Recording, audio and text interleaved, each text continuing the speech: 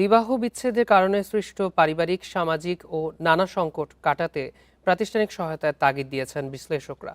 বেশ কয়েক বছর ধরে বেড়ে চলা বিবাহ বিচ্ছেদের কারণে বাড়ছে নেতিবাচক দৃষ্টিভঙ্গির প্রবণতাও। তাই বিচ্ছেদের পরও মানুষ যেন স্বাভাবিক জীবনে ফিরতে পারে, সেজন্য মনোসামাজিক সহায়তার পরিসর বাড়ানোর তাগিদ বিশ্লেষকদের। এ বিষয়ে আলোচনা করতে বারিধারা থেকে আমাদের সঙ্গে যোগ দিচ্ছেন জ্যেষ্ঠ আইনজীবী সালমা আলী। সালমা আলী, আপনাকে স্বাগতম আমাদের এই আলোচনায়। আমরা শুরুতেই বলতে চাই যে বিবাহ বিচ্ছেদ একটা অনাকাঙ্ক্ষিত বাস্তবতা, কিন্তু আমাদের সমাজ এখনো এটা স্বাভাবিকভাবে মেনে নিতে শিখেনি। আসলে দোষটা কার আপনার মতে? প্রথমেই তো আমাদের মূল্যবোধের অভাব। আর পারিবারিক যে একটা বলয় আছে, যেখানে একটা শিশুকে, একটা মেয়ে শিশু, ছেলে শিশু সবাইকে যেভাবে স্পেসিফিক শিখাবে যে সবকিছুর একটা নিয়ন্ত্রণ, সেটা নিজেদের করতে হবে। এবং সেখানে স্পেসিফিক আমরা দেখি যে আজকাল যেহেতু একটা অস্থির সমাজ, সবকিছু মিলিয়ে এবং মেয়েরাও চাকরি করছে বাইরে, ছেলেরাও চাকরি করছে, সেখানে তাদের বিভিন্ন ভাবে তাদের আহ মিল না হতে পারে, তখন তো সেটা সেখানে তারা নিজেরা ইচ্ছা মতন যদি নিজেরা চায়, তাহলে সেখানে তো ডিভোর্সটা হতেই পারে। সেখানে কিন্তু পরিবার থেকে একটা চাপ সৃষ্টি করে এবং বিভিন্ন ভাবে, বিশেষ করে মহিলারাই কিন্তু বিভিন্ন সময় ভিকটিমের শিকার হয়। এবং সেখানে সে নারী বান্ধব একটা পরিবেশ পায় না। সেখানে কিন্তু সেই জায়গাটা কিন্তু একটা বড় সমস্যা।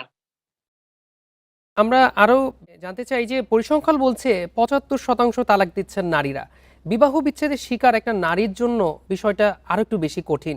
কিভাবে এই বিষয়ে সচেতনতা বাড়ানো সম্ভব?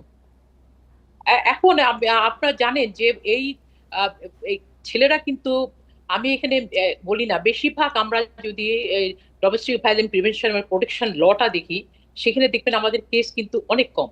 সেইখানে ওই আইনটা কিন্তু করা হয়েছিল স্বামী স্ত্রীর ভিতরে একটা সুরক্ষা বলয় তৈরি করা এবং প্রোটেকশন অর্ডার দিয়ে সে যাতে আহ, সংসারটাকে টিকিয়ে রাখতে পারে। কিন্তু সেই আইনগুলা যে আমরা করলাম, সে আইনে কিন্তু সেটা সেভাবে হচ্ছে না। আর এর বাইরে যেটা, যে ওই যেটা আমরা বলি যে বিয়ের বিষয়টা, সেখানে স্পেসিফিক আমরা দেখছি যে নারীরা এই যে দুইটা তিনটা বিষয়, একটা হলো সিটি কর্পোরেশনের মাধ্যমে তারা ডিভোর্স দিচ্ছে বেশিরভাগই নারীরা। তারা কিন্তু একেবারে যখন একেবারে ওয়ালে থেকে যায়, তখন কিন্তু তারা নির্যাতনের শিকার হতে হতে তখন কিন্তু যায় কেসটা করে। কিন্তু এখানে এই জায়গাটাও কিন্তু পুরুষতান্ত্রিক সমাজ ব্যবস্থায় আমাদেরকে একটা নেগেটিভ ওয়ে দেখছে। তো অতএব সেই জায়গায় এখানে পুরো পৃথিবীতে আমরা দেখছি, যখন সে একটা একটা মেয়ে ৩ বার ৪ বার বিয়ে করছে এবং সুস্থভাবে সে সংসার করছে। এখানে আমাদের কিন্তু আরেকটা বড় বিষয়, যে রেসপন্সিবিলিটি, বাচ্চাদের শিশুদের যে ভরণ পোষণ, এটা কিন্তু পুরোটা একটা মহিলার উপর পড়ে।